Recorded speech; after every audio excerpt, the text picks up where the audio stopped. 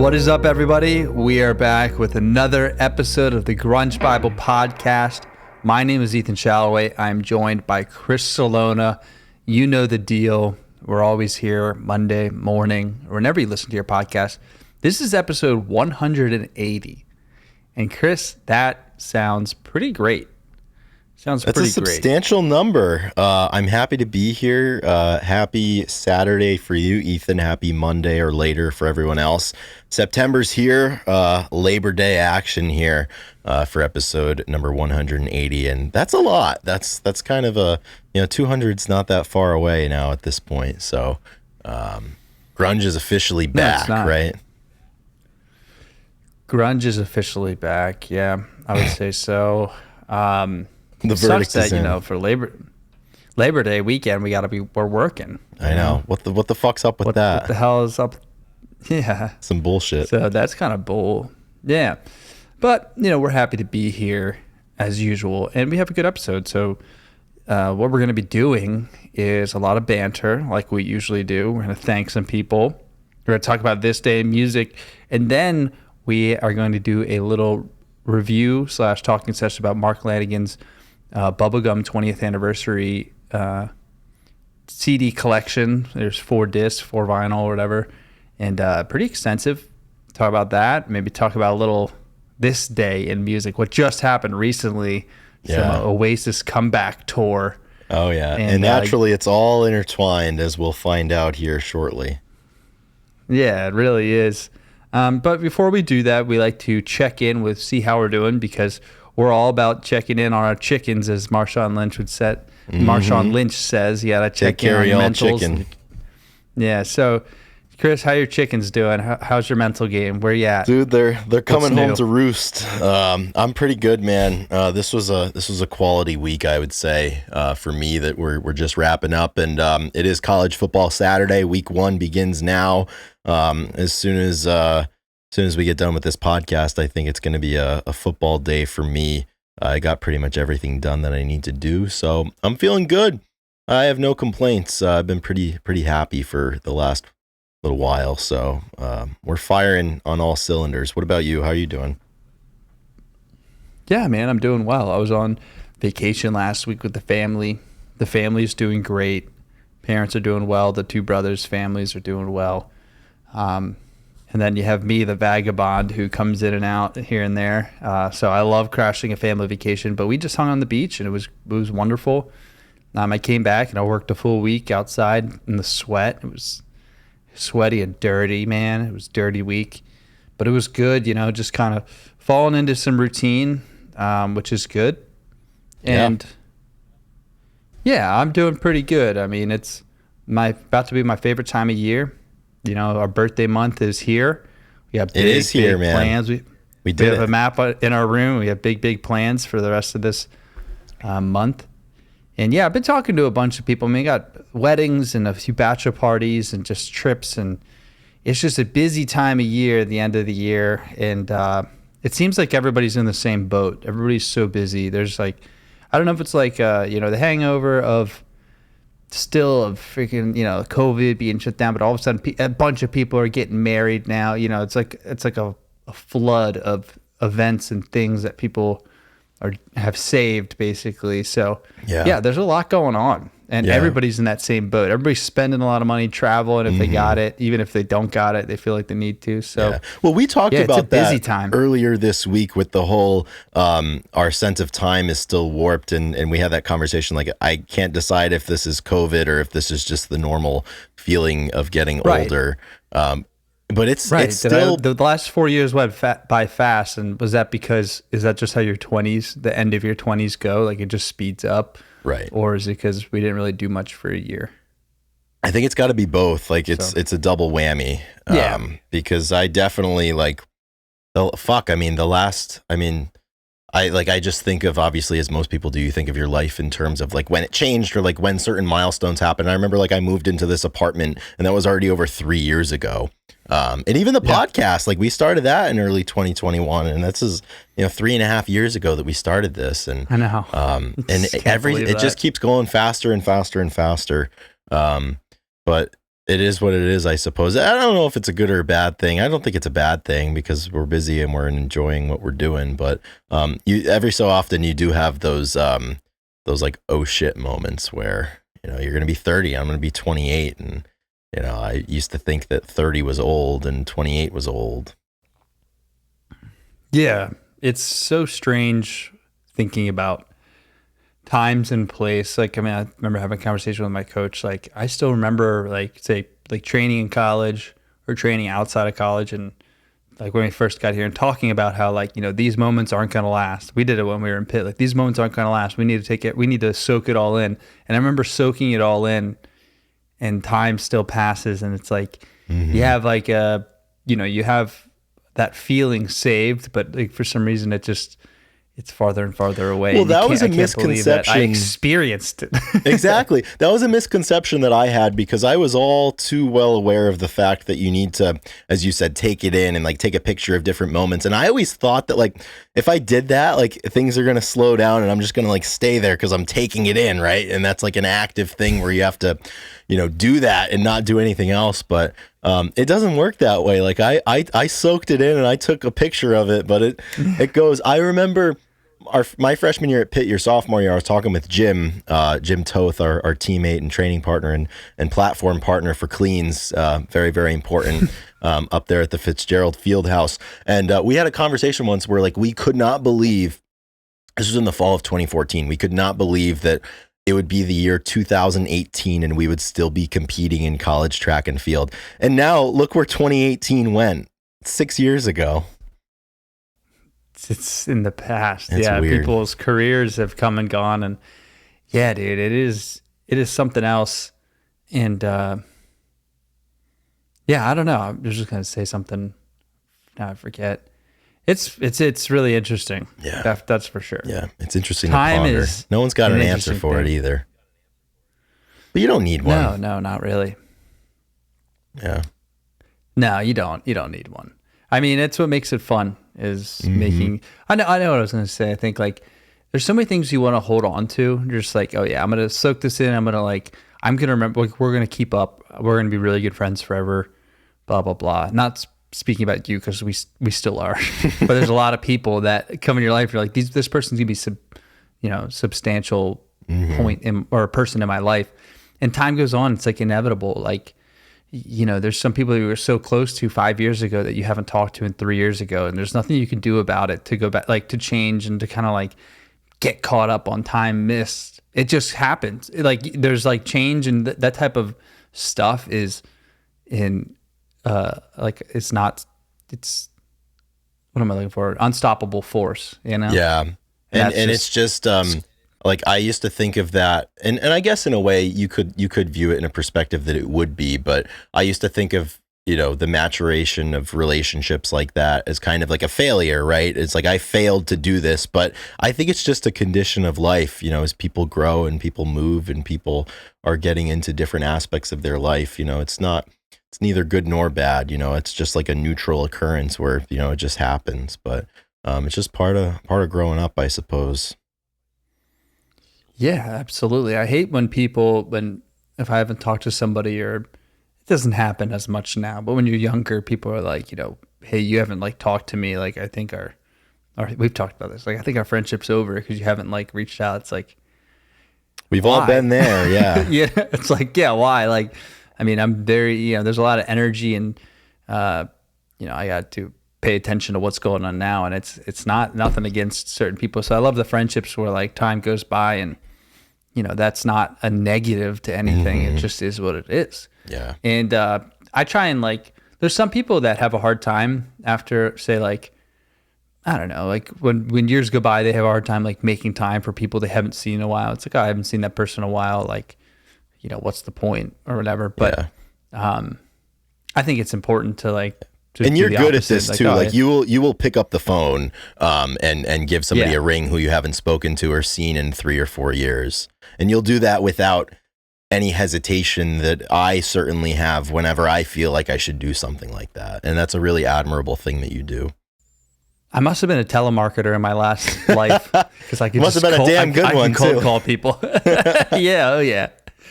Oh yeah, people. I could definitely be in sales call. Leading your How department. you doing? How's your day? Yeah. Anyway, we digress. So this is what episode 180, and we had an idea to do a little bit about musical 180s we did, and they're kind of half-baked ideas. We didn't really put much into it of stuff that we, did a 180 on. And the only really good one that I want to bring up, I mean, in the beginning, the funny part is Jeremy and Rooster were two songs that we honestly couldn't get behind because they were on the radio so much, and it was just like very cliche, and we didn't want to be a part of, I don't know, the masses. We wanted to listen to the deep cuts and stuff because we thought that was cool. But yeah, let's be real. Like Jeremy and Rooster are two fantastic songs that we just gotta love because we have them, type of thing. Oh yeah, we came around on those, but in the same way that we come around to things in a positive light, there's definitely certain things that we come around to in a negative light that we may have been on board with in the past, but now we just can't do it. Like Guns N' Roses, the Beatles, obviously, we've just had our fill, and public opinion has shifted. It's funny, the one instance that comes to mind for me of a complete 180 that I've had when it comes to music, this is really random and it has no significance for necessarily what we talk about, but I remember, I think I must have been in like 7th or 8th grade when Shinedown was still big, and they came out with their song called Second Chance, and I heard it on the radio for the first time in the car, and I fell in love with the song. I fucking adored it. I downloaded it onto my iPod and I was hammering that thing, and then one day I just woke up and I heard it on the radio and I absolutely despised it, and to this day, whenever it comes on at the gym or anything like that, I fucking hate it. It's just it ran its course, and I did that 180 with it. Shinedown's funny. Yeah, there's a lot of bands where there's like guilty pleasure bands that you probably it's probably flipped on, I guess. Yeah. I mean, a lot of people flipped on Nickelback for a while, but I think they flipped back. That's that's the thing. It's all no rulings are Creed. Final here. Creed's back. Limp Bizkit. It's just the appeal is on the docket. Yeah, the appeal is on the docket, and even we used to joke about Primus. We used to joke about Limp jam Bizkit's a good one. bands, and you're definitely a jam band guy now. Like you love Goose. Like you get into them pretty good. And even with me, probably what has been my favorite music genre for the last 2.5-3 years of my life has been pop punk, like emo stuff, and I hated that stuff. I think I hated it in the beginning just because I thought I was supposed to, but then I got sad, and it did what it needed to do. But now that I'm not sad anymore, but I fucking love it. I love everything about it. But if I want to feel sad, I know where to go. Exactly. Yeah, you just go right there, and it's perfect. Yeah, I totally agree. Those are all great examples. It's just funny to think about all the things that as you get older, you change. Mm-hmm. Things change. No shame in it either.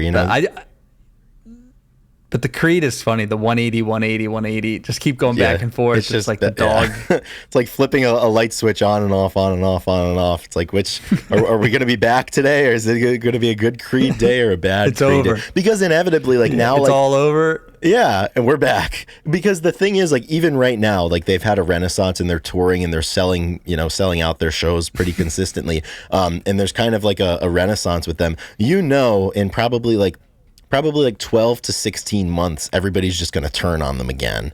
And that's just the way that it goes. And then later on, when they get into their late 60s, there's going to be a revival, and so on and so forth. There's nothing we can do to stop it. No, there's not, and it's not, I hate the people that approach their music and what they say they like with this unnecessary aura of principle, where they're like, I would never like something like that, and I decided that I didn't like it, and I hate it, and it's just you don't need to be so righteous about it. It's okay to be to be a liar in a past life and come to terms with that, and turn that switch back on.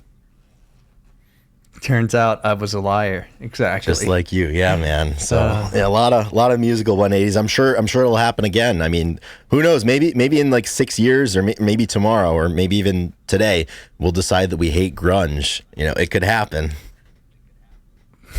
It very well could happen. Yes. It may have already happened. Who's to say? It may have already happened.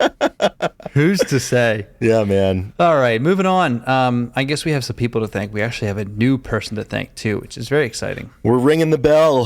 We have a new Patreon supporter, which gives me great pleasure to talk about this. We have a new member of the $2 Legion of Patreon supporters, and their name is Sophia. So obviously, as we know, there is the established open offer to anybody out there listening that if you become a member of the Patreon, we will reach out to you and ask what you want us to do an episode about. So I did this with Sophia once I got the notification, had a good little back and forth with them, and they said they do not have the intelligence or creative confidence in choosing an episode topic. However, so I will leave it up to the grunge geniuses. All I have to offer is my hard-earned cold corporate cash. And let me tell you, Ethan, we love that. We love cash. Like, more than your creativity, more than your ideas, more than your love and affection, we love your money.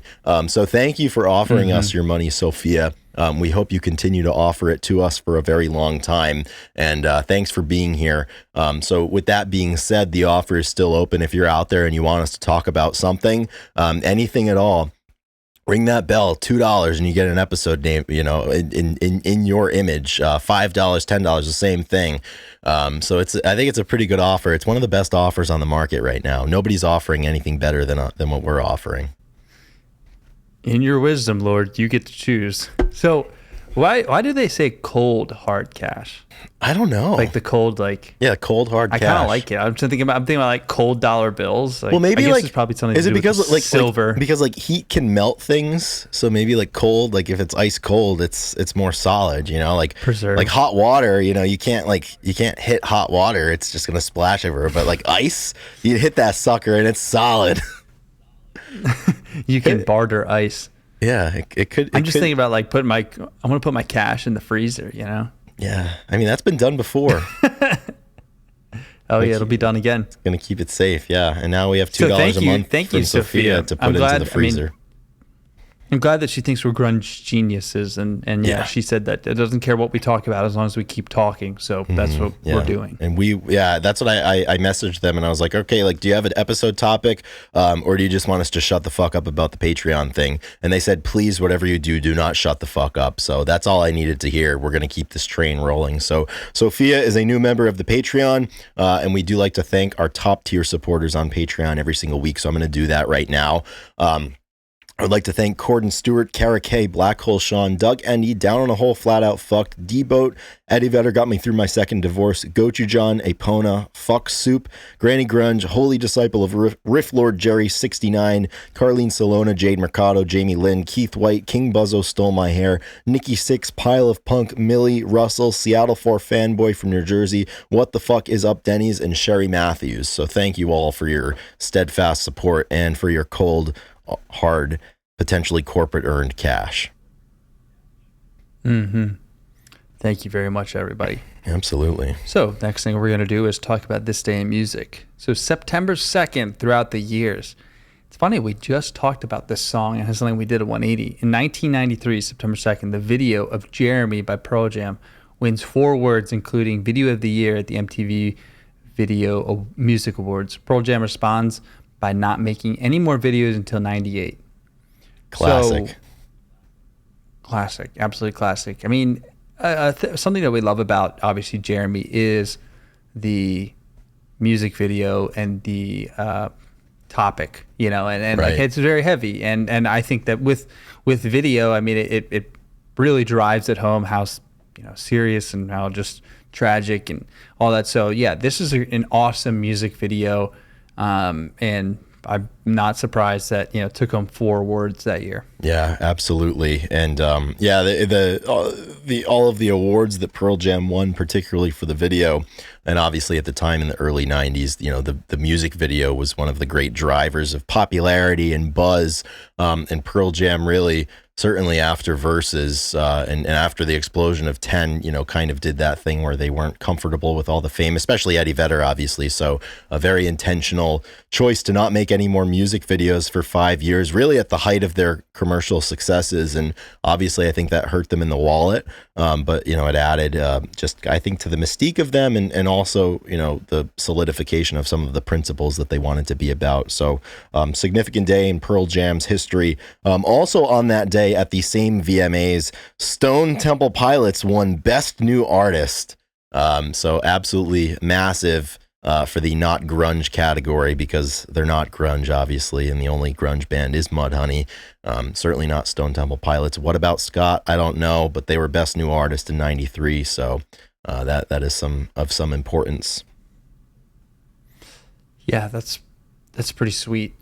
Love to think about the time when SDP was a new artist. Yeah, coming onto the scene, and you get to experience. Everybody was a new artist at some point. Yeah, exactly. And speaking of new, in 1995, the Rock and Roll Hall of Fame officially opens in Cleveland, Ohio. All I have to ask, Chris, is what about before then? What happened to all the rock and roll before then? They didn't have a way to memorialize it and talk about and have a gate to keep before then. Well, that's the thing. If there's an industry out there, somebody is going to find a way to gatekeep for it. And I guess the fine folks in Cleveland, Ohio decided that it was up to them. I'm just hoping and wishing, and I don't think this is why true. Why Cleveland? That's what, one, I want to know why Cleveland. And secondly, I'm kind of decided that. Yeah, I'm kind of hoping that prior to this, there were like several entities that called themselves the Rock and Roll Hall of Fame. Like, I'm talking about like a little, like a storefront in like Patterson, New Jersey, or like Topeka, Kansas, or something, and it's like, yeah, we're the Rock Hall of Fame, and then Cleveland comes in and just strong arms everybody out of the way, and they're like, no, it's happening here. I don't know why Cleveland. I'm sure there's a reason for it, but I'm sure that I don't agree with the reason, even if there is one. So it's hard to say. And obviously we've been pretty outspoken about what our thoughts are about the Rock and Roll Hall of Fame, particularly the process by which they admit people into the Rock Hall of Fame. I think it's bullshit. I will always think it's bullshit. And I really am just tired. Like, I just wish everybody would stop pretending that it was such a big deal when certain bands are nominated and then you have to vote. I just think the pomp and circumstance of it is really stupid. And I wish we could go back to just not having a Rock and Roll Hall of Fame. Yeah, I'm looking at bands out of Ohio. It's a list. You got James Gang, which is cool, but then John Legend's out of Cleveland or Ohio. Notable rock artists. But yeah, Marilyn Manson. Michael Stanley. I don't know who that is. I'm not gonna lie. Who's to say? Oh, Nine Inch Nails is from Thank Ohio. God.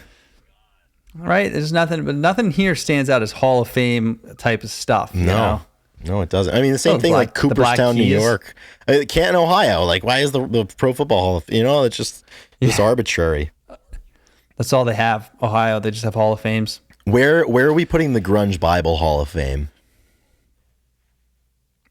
Oakland, Pittsburgh. Absolutely, right? yeah. Oakland, PA. Yeah, it's got to be in Oakland. Oakland, Pittsburgh. Yeah, we'll just like buy where like the O used to be because the O closed down. Or Youngstown State University in Ohio. Absolutely. That's a good idea. Yeah. I think we got to stay in Ohio. Yeah, I think so. That's funny. Yeah, that's pretty good. So that's this day in music history. So a very focused grouping here from 1993 and the 1995. Solid entries. Yeah, I'd say so. It's a lot better than talking about like on this day Ringo Starr divorced from his second wife. It's just really not that necessary. So I'm glad that we got to talk about that. Now we can get into the meat of the episode, which, as you said at the beginning, is going to be Mark Lanegan's Bubblegum 20, which was recently released. So tale of the tape for Bubblegum 20. The original Bubblegum record came out in August of 2004 and is often, I would say, spoken about and regarded as one of Mark Lanegan, if not his best solo record that he ever did.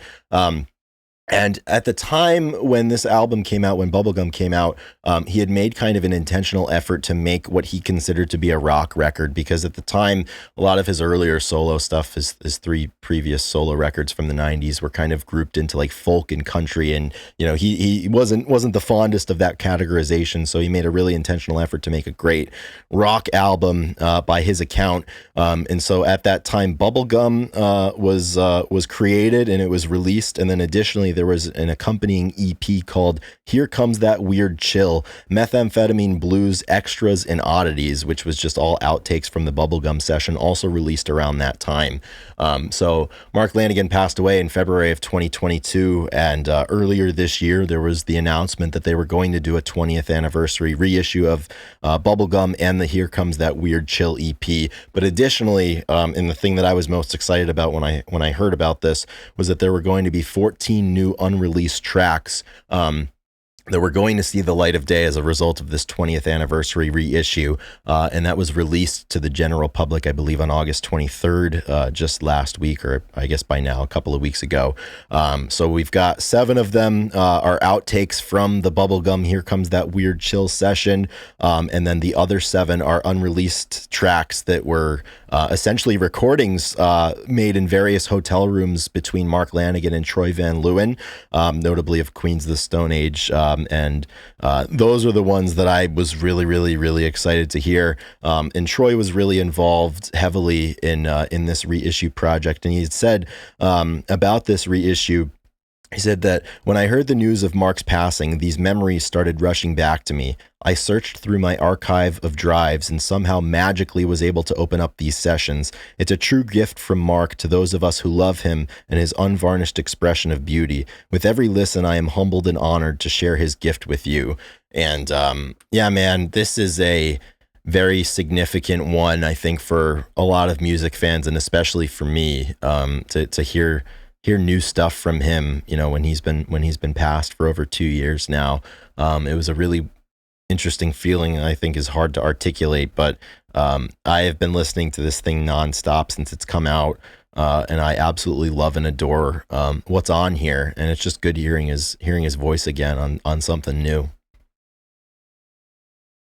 Yeah, I would agree that it's one of those albums that 20 years is awesome. It's an awesome time to release something like this. And obviously he said one of his best solo albums, how it's viewed. And there's definitely, like I said, these sessions that they had in the hotel demo sessions, and how they just played and recorded stuff. And, you know, you can't put everything out when you record it. I mean, there's a ton of artists that have so many more songs than they can put out. You need to like clean it up. And, but I love that it doesn't, you know, that means that they don't stop recording music, these artists, right? Even though they say don't have to, because they know it's not going to be out on the album that they're planning for.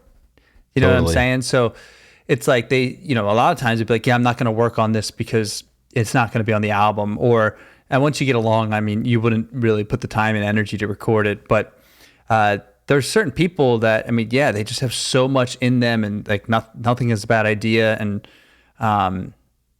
yeah, it's really special to get more songs from the man, Mark. And like, I mean, we have a shit ton. There's so much music out there, but yeah, it's really cool. Like I said, all these are they just seem like really authentic, like songs that we get a look into, you know, that time of life when he was recording, you know? Yeah. And on this, I mean, you've kind of got a little bit of everything in the way that it sounds, and also just like the origin of these songs. I mean, you have some demo versions, or maybe perhaps some earlier versions of songs that did make this album or subsequent albums. You have outtakes that for some reason didn't make Bubblegum or Here Comes That Weird Chill. You've got a Johnny Cash cover in here as well. You've got a little bit of everything, but I'm just really drawn to the fact that you know, some of these earlier tracks, I mean, Heard a Train and Union Tombstone, they sound like they should be on Bubblegum. You know, they've kind of got that weird hodgepodge of like, Mark was doing this thing around Bubblegum where there was folk, there was rock, there was blues in there was gospel in there. there was everything in there, and I love that this, we're gonna focus on the unreleased stuff, not the remastered versions of the album and then the EP that came out. But there is there's so much variety in here, especially. It's interesting that he was a little upset about, being tabbed as like a folk country guy, because there's a lot of stuff that sounds like that on here, particularly the hotel sessions with him and Troy. But just so special to hear. And I love the story about Union Tombstone, which features Beck. And at the time when they were doing this album, Mark wanted Beck to record on this song, but Beck was busy doing Guero, which came out in 2005. So then, I'm presuming sometime maybe late last year when they decided that they wanted to do this project, they reached back out to Beck. And just earlier this year, he went in and contributed to that track 20 years after the idea was conceived by Mark. So it's things like that is just equal parts, magic and just, happenstance, which is really, really, really cool. So was Beck's part, did they have any talk in 2004, 2005 about what he was going to do? Or was that everything that he did a year ago was completely like, his own ideas? I have no idea. So on that one track, you've got vocals and then Beck played some harmonica for it. So obviously, Mark's not here to offer his opinion on what Beck should do. And, other than the fact that, I don't know if there were notes or if they had those conversations, but either way, it's so fascinating to me whether, you're picking up on notes that were made 20 years ago or different concepts that were made 20 years ago, or, you're hearing this track potentially for the first time and you're contributing to it. I think each are equally significant and magical depending on which way that it happened.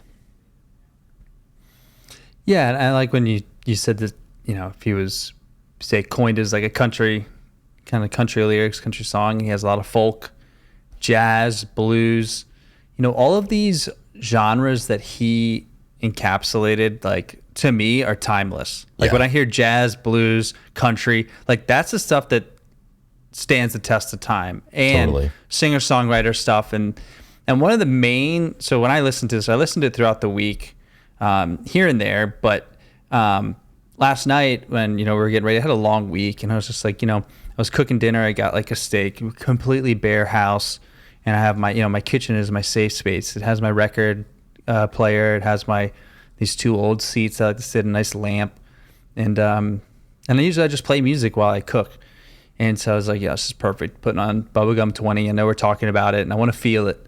And I put it on and man, I was totally, taken to a different, world in a way. And not so much like, when you listen to like, say, Tame Impala or something where it's like so trippy or something like that. But it was storytelling and it took me back. Like, I don't know, like I felt like I was sitting in on these demo sessions and these guys were just playing music while I cook for them, and it was like 2 hours where I was just like listening and I finished the album and then it went into like Brad and David Guthrie or some other older artists of like the same sound and style.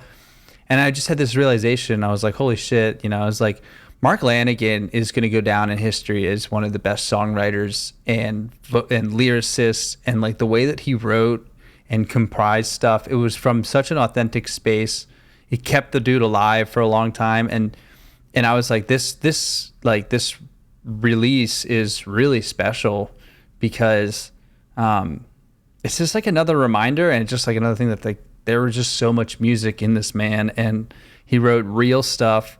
And like I said, all of the genres that he kind of like dipped his toes in are just like these stories, like storytelling in different genres, country, jazz, whatever. And it's freaking awesome. It's so cool. Like I mean, I don't know if it's a hot take, but I think he's going to go down as just as good as, like the Bob Dylan's. Like it's going to be delayed. It's like a delayed thing, and maybe the death, like that adds to the lore, I guess. But even if he didn't, pass away, it would still be one of those things. Yeah, I totally agree. I could see a lot of that.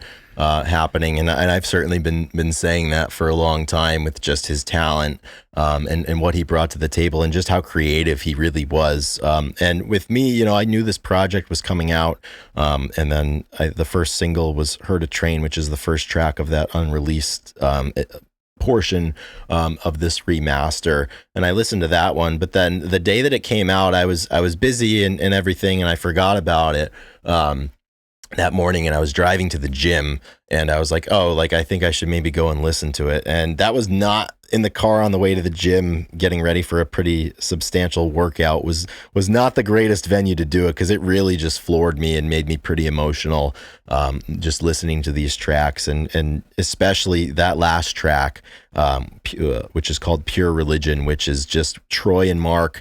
I don't know if it was an alternative version of Strange Religion or if it was kind of an earlier demo. I don't know where it falls on the timeline, but it was really one of the most beautiful things that I have heard in quite a long time, and it was just so special to hear, and it was really emotional for me, because Strange Religion has been a song that I had leaned on in a lot of pretty tough times that I had gone through, in the past, and when I was first getting into Mark's music. So to kind of like revisit the scene of the crime, for lack of a better term, it was something that was really, really emotional for me, and I've been listening to it so much in the last week since it's come out. But I mean, all of these, he just had such a great way of creating, a couple of the other tracks on here that I really, really loved.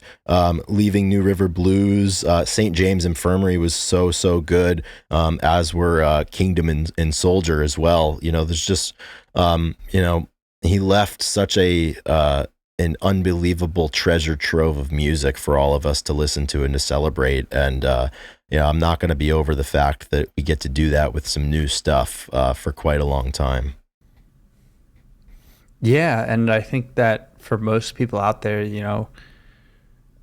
they probably haven't gotten too much into his music. So like when you take this, you take this Bubblegum 20 and you can listen to it, and maybe you really haven't listened to Bubblegum too much straight through, and just enjoy the fact that you get a lot of kind of back, it's like it's seeing the final product of his whole career at once on this one 4-disc. It spans, the earliest song was probably written 15 years from some of the, I don't know, there's just so much time in there too, probably. Absolutely. Yeah, it's awesome. I think that, like I said, I really do think these songs are gonna grow and kind of lore, as we like to talk about. And his commitment to writing is gonna be, praised, throughout the years. Hopefully. Well, we were just talking about it before we started recording, and I'm sure it's not exhaustive, because there's certain things that aren't on Spotify, but there's a playlist that somebody out there is actively keeping up to date with every single track that Mark Lanegan wrote or released or was featured on, and as of today, there are 561 songs on it, which is just under 36 hours of music. I mean, this man's his talent and his work, through all phases of his life, I think kept him alive, and it was a window into who he was. And so many people have been able to use it, as a tool to help themselves, which is really the greatest gift I think that you can get from music. And as you said, Ethan, I agree with it 100% that people are going to be able to continue to do that for a long time.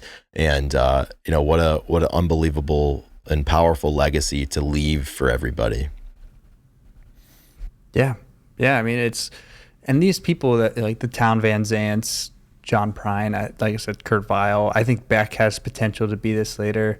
But the struggles of these people, Mark Lanegan had a lot of struggles too. And that stuff goes with, obviously everybody knows that. And these Town Van Zandt or some of the old blues guys, they had shitty circumstances and lives, and that lore, that stuff all sure did. It comes out through the music, and that's no secret for Lanegan and the stuff that he wrote, and that's when he wrote these songs throughout his career, and it was for the music, it was for himself, and we get to enjoy them. And a lot of artists out there are full of shit, and there's a few when you listen, you're like, yeah, these songs, they are not for the radio. They're not trying to be for the radio, obviously.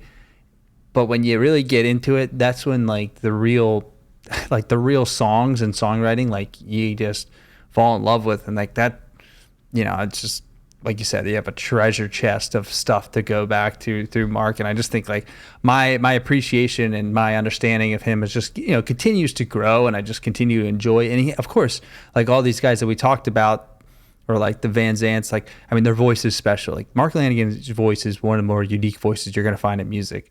So yeah, like, I would agree with that. Enjoy, like, it's just awesome. It's just so cool and it's just a perfect kind of like storm for somebody career. Yeah. It's special. No one like him. Yeah, he's one of one, and he will always be. So I think this is one that you definitely got to go out and listen to. I wish I should have picked up a copy of the of the 20th anniversary, but by now they're all sold out. Yeah, I should have. And yeah, I forgot about it, as I said, and then by the time I thought to strike, they were all sold out. But who knows? Maybe at some point in the future I'll be able to track one down. I think so. I thought I read something that they might do another one with like red vinyls. Yeah, that would for sure be cool. Because people were complaining. It was like, I wish it was red now, so I wouldn't have the urge to buy 2 sets. Yeah, they know what they're doing. They certainly do. Yeah, don't change anything but the color. It's like, I need to buy this $120 set. I need it so badly. Absolutely. And Ethan, I just need to take the pulse. How are we feeling about the Oasis reunion? It's rather exciting, isn't it? Isn't it, mate? Isn't it? I mean, okay, yeah. So good band, a good 180 situation here. All right. Because I grew up like Wonderwall, Champagne Supernova. I remember my 11th grade AP Social Studies teacher, Mr. Kuznets. Drew will love that call out. He was a big Oasis fan, but their songs, I remember getting into them like when I was younger. I think maybe when you're young, like everything is really good. But then there was 100%. There was some hate. There was definitely some hate that came around them, and I don't know. It was a weird band for me to like get into. And then you hear about like the beef between the brothers and whatnot, and then like I haven't really touched them for 15 years. Mm-hmm. So the fact that they're getting back together, I mean, I don't have any strong feelings. I didn't have any. I mean, the only feeling that I had was it was only a matter of time, and I think it was called by everybody. It was like, yeah, at some point they're gonna mend it and get back together because there's just too much money to be had. Like, that's the thing. There's just literally too much money out there to let this opportunity go away. Yeah, there's straight up. They're just sitting on a lottery ticket, especially because we're at the time that the 90s are back in a lot of different ways. So I figured that this day was coming because there's always everybody has a price, and there's always a number that could get you to do certain things that you swore you wouldn't do, especially I would say in the world of music is reuniting with a band member / brother that you absolutely fucking hated. So I'm pretty fired up about this one. I do like Oasis, and it is really funny just to see so many people excited about this that I didn't know liked Oasis, or that I don't know, especially I guess over here in the States, like how many people are just shitting themselves with excitement that Oasis are back. But I'm all for it. I love this shit, Yeah, I mean, it's like, all right, you are enemies with somebody and be like, all right, I'll give you millions of dollars to like be friends for a couple of years again. It's like, all right, sign me up. It's the only time you get paid you get paid to come back and mend a relationship. There's not many other situations like that. Yeah, and especially there's not many situations where you're paid to do it. Like I always think of Simon and Garfunkel, like they hate one another, and like I think they broke up at some point, and then they got back together for a long time, and then periodically had done like a bunch of one-offs and stuff, and like they famously like wouldn't speak to one another. They would just go out and perform together. I mean, I would like, Ethan, like God forbid, right? Like if we for some reason, if we grew to hate one another and someone was like, we'll pay you both like this much amount of money to do the Grunge Bible podcast and like pretend how it was back in the day, hell yeah, sign me up. I'm doing that. Yeah, that's so funny. Economics are undefeated. Yeah. I mean, and the crazy part too is like, if they get together, if they get into big arguments and fights, like it's going to be even better. That's going to only help them. Yeah, exactly. Yeah, it's like they can do no wrong as long and once you get to a certain point too, even if they don't like say sound very good or whatever, which no one would admit, they're still going to get. You're not going to admit it. Exactly. They're still good. Yeah. And they did their time. Yeah, they did their time. And I have to wonder if there's ever been a band that like has artificially created drama or like preemptively broken up in order to hedge their bet that sometime in the future, like their notoriety would only grow and they would be more lucrative in the future because of all of the drama. I don't know if anybody's ever been ballsy enough to like do that for the sake of a future payday, but if they did, it seems like it's a golden formula. Yeah. It's hard to say. Like when, Blink 182 broke up and they got back together. You know who's coming back? They're not coming back, but they will someday. Like, everything that dies someday comes back. You know, a band. You probably don't. Who? My Chemical Romance. Oh, I didn't know that they were not currently together. It was a big. I remember it was like 2014. It was like first year, second year of college. Haley Springman, obviously huge MCR fan. Right. I was too. I was huge in high school, but had to be there. And they were like it was like they were at like the peak of their powers when they decided to disband. So, as is often the case, if they came back, they were loved in the community, and they didn't stick around too long where people stopped liking them. They didn't like have to go through any changes as a band. So if they come back, people would be very excited. So I'm calling that. That's coming. I don't know when, but it's got to come in our lifetime. It's coming. Yeah. And this news ties up really perfectly, I think, with the episode that we wanted to do today about Mark Lanegan, because Mark Lanegan and Liam Gallagher had quite the feud going on in the 90s, and it was revived when Mark Lanegan's book was released in 2020 before Mark passed away, and they got into a little bit of a Twitter spat. And I would love to, in Mark's words, recount this feud, just because I think it's absolutely perfect, and I think it's incredibly true that there was drama because both of these guys were notoriously difficult to deal with. So if I may, I would like to read from the book. The floor is yours, Chris. Absolutely. I would love to hear it. And everybody knows that, he's a great writer. So all we're going to do is get a great monologue here. Yeah, so absolutely. So I'm going to skip around a little bit in the chapter that deals with it. But I'll begin at the start. In September of 1996, Screaming Trees were booked for an arena tour of the East Coast. We would be the middle band on a 3-band bill with British superstars Oasis headlining. I liked their music and hoped it would be a good time, an opportunity to be friendly with a couple of bands whose music I enjoyed. Popular Welsh band the Manic Street Preachers were to open, and I was particularly fond of lead singer James Dean Bradfield's singing. But from the drop, the tour was fraught with tension, mainly between myself and Oasis's ignorant, loud-mouthed, and obnoxious lead singer Liam Gallagher. On the first day, Josh Homme and I were sitting at a table in catering, drinking Cokes, eating some food, and talking quietly, minding our own business. Gallagher burst through the door with an entourage of 2 large, sweatsuit-wearing bodyguard types and some other pussy, maybe a journalist or press guy. He came straight up to where we were sitting. "Howling branches," he shouted. I continued eating a bowl of soup and said nothing. "Howling branches," he demanded, wild-eyed, affecting unhinged intensity. I realized he was addressing me and attempting a weak joke with the over-the-top intensity of a put-down. The corny play on our band name and rude intrusion mildly irritated me. "Fuck off, you stupid fucking idiot," was my brief blasé retort, spoken as if to a bothersome mosquito. I was sure it was the first time a member of an opening band had dared to speak what every one of them must have thought when forced to share the same air with this low-rent tyrant. Having dismissed this wannabe badass, I turned back to my soup and conversation with Josh. "What did you say?" Gallagher yelled. "Are you mad?" He launched into a bizarre, lurching half dance, lunging forward as though to physically attack, only to back up again while gesticulating crazily. He intended for it to look intimidating. He looked fucking pathetic. "You're fucking mad, mate," he yelled. "I'll put you through that wall." I finally looked up at him, and while still seated, soup spoon in hand, said, "What are you waiting for, tough guy? I'll fuck you up." This brought on an incredibly bad reaction. He shook his head side to side, palsy-like, as if in disbelief that anyone would have the balls to speak to him that way, and turned to glare at his bodyguards as if to say, "Are you going to let him talk to me like that?" Josh stood straight up, hands tightly curled into fists in anticipation of what looked like was about to turn into an all-out brawl at any moment. "You're gonna be sorry, mate. Very fucking sorry, you daft cunt," Liam yelled as he pretended to struggle while allowing his bodyguards/paid pals to pull him out of the door of the cafeteria. So that's how the tour begins. They get into a little spat there. And Mark goes on to tell a little bit of a story how while they were the second act and obviously Oasis were the third, the Trees are out there performing and Liam is just kind of like stalking him from the side of the stage.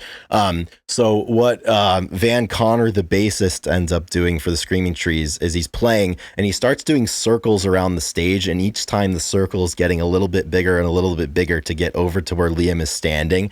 And at one point, the circle that he's doing finally gets big enough and he knocks Liam in the face with the headstock of his bass. And obviously that pissed off Liam quite a bit. And Mark Lanegan goes on, and this is a really hysterical section right here. And regarding like the, all of the drama and Liam saying he's going to fight Lanegan, Mark says, "It would take more than one blowhard singer to intimidate the Trees. I was a veteran of violence, foreign and domestic, on stage, backstage, rural countryside, big city, barroom, parking lot, pool hall, and alleyway. I'd been an active participant in bus stop, trailer park, housing project, public sidewalk, private party, crack house, dope house, and jailhouse violence that stretched back 15 years or more. I always had trouble getting along with Lee Connor, and my once close relationship with Van had burned itself out in his resentment over my role in destroying the band's momentum via my addiction and my indignation over his rightly placed blame. Yet we had been conditioned through a lifetime of unending conflict to take every threat as a serious one. We had learned to always strike first whenever an insult had been thrown or a threat insinuated, and to always have each other's backs. We had shut people's mouths on stage and off, while this dude Liam was still shitting in his diapers. Win, lose, or draw, good, bad, or indifferent, the Trees never backed down from anyone, particularly not from some bad actor who exuded fake violence and crybaby fear. This clown had accidentally stumbled into the high life, courtesy of his talented older brother Noel Gallagher. Noel was the one-man hit factory and true genius behind Oasis, writing all of their great classic tunes. He had been friendly and respectful, treating both our band and crew with common courtesy. The limelight of popularity Liam basked in had evidently uncaged a monster, one without teeth or claws, but a small, irritating monster nonetheless. Success looked to have unleashed his inherent narcissism, his look-at-me-ism, his transparent, deep-rooted insecurity. But what the fuck did I know? He had probably been a low-life cocksucker his entire life. Maybe he'd been a bedwetter, shit his pants at school, or been cut from the football squad as a youngster and never gotten over it. I couldn't believe someone hadn't beaten, knifed, or shot him to death by now. Such was the reckless, witless, and despotic nature of his insufferable facade. Where I was from, a person wouldn't last a week behaving as he did. One day they'd simply disappear, their mangled body discovered years later, haphazardly tossed into a shallow grave somewhere in the deep woods.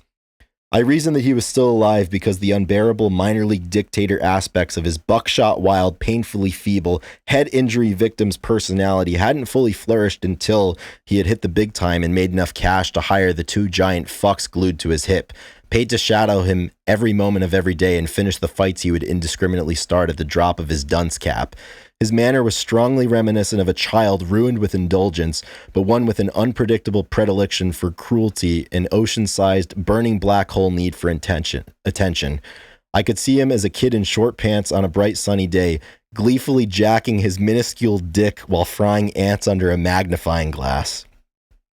So it just goes on from there. He calls Liam an obvious poser, a would-be playground bully.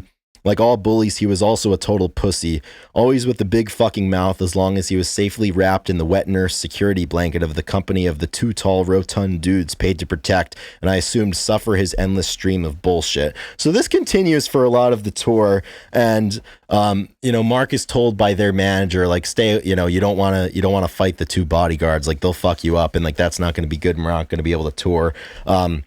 So this tour, they get tracked north of the border into Canada to play a festival, and Neil Young is playing at this festival, and that's important because after the tour, after that show had happened, he returns to the States and he says, "I was talking to one of my catering guys traveling with the tour that I'd become friendly with, sharing my affinity for crack.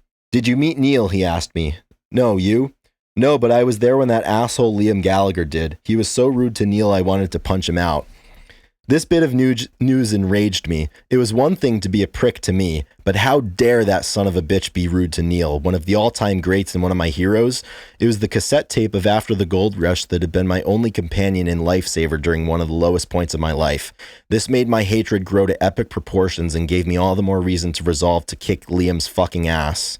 So he decides, he's like, I've had enough of this shit. Like, you insulted me, but I draw the line at being rude to Neil Young. So the tour is continuing. Not poor Neil. Yeah, you gotta defend Neil Young. He's the Godfather. He's the man himself. So they're in Philadelphia, and he comes face to face with Liam, flanked by his huge bodyguards, Tweedledum and Tweedledummer. Heeding his manager's warning, I stepped to the side to avoid potentially getting hospitalized by Liam's triple extra large employees.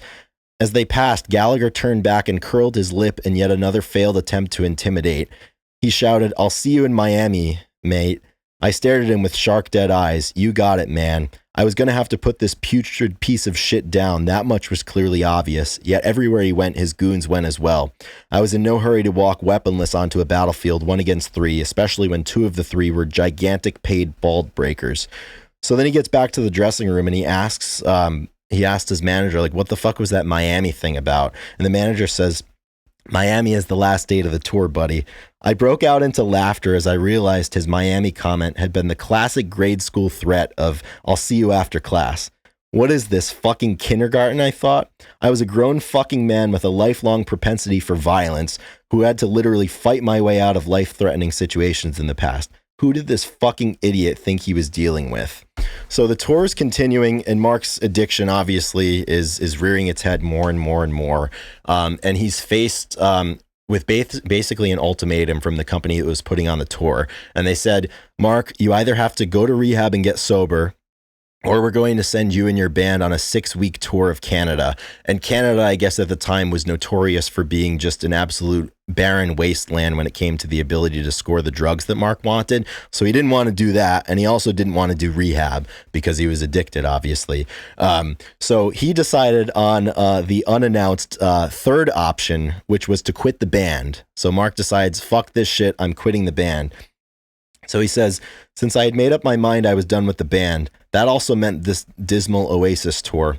Not wanting to create chaos on the band front for the moment, I told only Wilkins, manager, of my decision, but I insisted he first allow the bus to show up at the next arena in order for me to go inside, find Gallagher, and finish what he'd started. There was no possible way I was leaving before I'd taken out my retribution on this cancerous slug. Probably just humoring me, Wilkins said, hold on a second, buddy. Let me go inside and see what's going on. I promise that before I tell them we're quitting, I'll let you go in and take your shot at him. I waited impatiently for 20 minutes, getting worked up. I was finally going to put this fucking cunt in his place, walk the fuck away, and be done with the bullshit charade of the trees and rock and roll music in general forever. Finally, Kevin came back on the bus. I don't know how to tell you this, buddy, but the tour's over. Not because of you, but because Liam quit the band and flew back to England last night. The good news is we're being paid for all the remaining shows. He had quit and bailed before I could have a go at him, before his promised playground battle royale in Miami. Typical, I thought. He hadn't sought me out to put me through a wall, with or without his hired gorillas. That phony motherfucker had pissed his pants and gone home to mama before I even had a chance to blow this whole thing up myself. Later, an employee of Epic Records asked me how the tour had gone. He said they'd been taking bets in the office as to how long it would take for Liam and I to come into conflict. I said, whoever put their money on immediately won the pot. And that was the beef between Mark Lanegan and Liam Gallagher. So when the book came out in 2020, obviously that part got a lot of press, and they kind of engaged in a little bit of a Twitter spat at the time, and Gallagher had tweeted Lanegan calling him an uptight junkie with his grungy little knickers in a twist, and Lanegan replied, coke addicts are junkies too, you fucking tool. Said, still trying to make like you're hard. I could have then and still could put serious hurt on you. Leave it alone, dickhead, unless you're ready to finally step up. So that's that's the story there between the beef between Mark and Liam Gallagher. And then afterwards, once the book had been out for a while, Mark was getting asked about this, incessantly whenever he was doing press. And he kind of mellowed out about the whole thing, but only a little bit. And he said in one interview, he said, "The book was written from my viewpoint 25 years ago. It's not how I really see the guy now. He approached me with massive disrespect right off the bat, and that was something I just didn't take from people 10 years my junior, then or now. But then I see clips of him washing his hands or making tea on Twitter. I find him humorous, like an eccentric old uncle. You know what I mean." That's awesome. I'll tell you, I would not want to fuck with Mark Lanegan. No. It's funny, yeah. 15 years of fighting in all these different areas. Yeah. Yeah. Like, you do not mess with the man. Robin. It's like Robin Williams. He stole my line. Like he went to quit the band and leave, and Liam already beat him to it. You can't be mad at that. They're cut from the same cloth, I guess. I know. It's just hilarious. That's freaking funny. Whose idea was it to like put two of the most like erratic, off the rails individuals together on the same tour? And obviously there was going to be beef. But my favorite part is the like. It's funny how much that. Yeah. I was gonna say how many times Mark referenced the two bodyguards and how big they were. They must have been some serious ballers. Yeah, they must have been some fucking They must have been goons. some yeah. Because he pretty much described them in every way possible that these guys did not mess around. Yeah, exactly.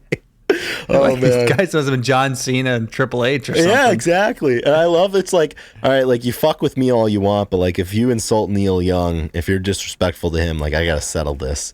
And I mean, if the bodyguards hadn't been there, the betting favorite certainly would have been Mark, certainly for his aforementioned experience in all fields of conflict.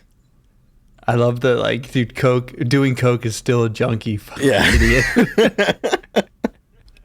Man, to be a that rock was great. And roll Yeah, star. well written.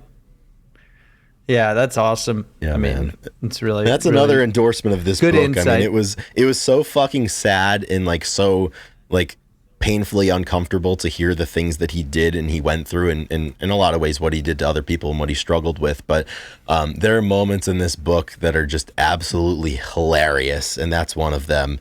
The tiff that he and Liam had. You'll need to bring it to LA so I can read some. Yeah, of man. it, Yeah, I'll let you borrow it. It's fucking great, Yeah. man. It's so good. I've read it twice.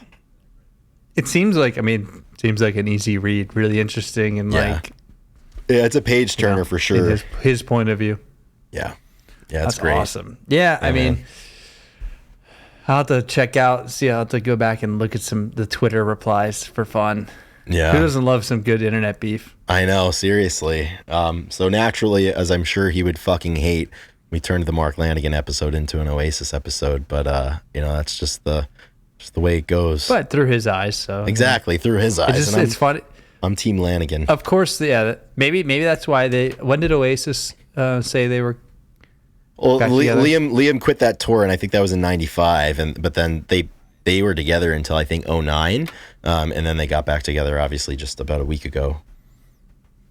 Well, that's what I mean. It was a week ago, like right after Lanegan put. Maybe he did that on purpose. Like, let's get back together now that Lanegan like released something. Yeah, it was like one final shot. Fucking crazy. So that's the last Thank word. you for reading that. That was great. Yeah, man. Thanks for letting me do that. I was excited to do that. Oh yeah, that's awesome. All right. Cool. That wraps up the episode 180 of the Grunge Bubble podcast. Yeah, it does. I mean, we have songs of the week we still can do. Yeah, I'll pick. I talked about it earlier. I'm just gonna throw Pure Religion from the new Lanegan onto that. Yeah, that's a good one. I really like that. My song when I was driving home from the Outer Banks, I started off and I listened to the last couple of years. Like I listened to a lot of, say European artists, like other languages, different music from different countries, like all over the place, and it's really cool. Like I found me and my one friend Matt. We send each other songs that we don't speak the tongue that they're singing in, and but it's awesome because it's music and like even though I don't understand it, like you still get moved by songs that you don't understand basically, and you can still feel the power, and like even though I don't know what they're saying. So this song, I sent it to you, and the song is 8 Slova by, and I'm not even, like I said, I'm not even sure if they're like Ukrainian, Russian, or I really don't know. I need to look it up, but by the Zeprzik Boys, Odpe Aspenat, something like that. 8 Slova, and it's just like these 4 and these guys. There's like 4 guys from like Europe that sing, and they have this chorus, and it's like it's so moving and it's hard to explain, but the music is really good behind it, and you just got to listen to it. But it almost brought me to tears driving away across the bridge as the song was playing and birds were flying. It was crazy. Hell yeah. That's a good moment right there. Yeah, it really was good. And my Spotify, but then my Spotify went haywire, and I was into some weird songs. Yeah, like, it doesn't take much to weird music out there. Yeah, it doesn't take much to end up in those weird areas, especially when you're relying on Spotify's algorithm. I'll send you one that you're gonna love, Chris. Please do. It's really fun. Yeah, I need something to spice the day up a little bit. Something you never thought was out there until you hear it and you go, "Holy shit!" Fuck yeah! All right, guys, that's it. That's the episode. We will see you guys next week. All right, love you guys. Thank you. Love you guys. Rock and roll. Stay heavy, and maybe fight Liam Gallagher if you see him. There's some unfinished business, I suppose. In Mark's honor. All right, everybody. And Neil. And Neil's honor. And Neil Young. Do it for Neil. See you, everybody.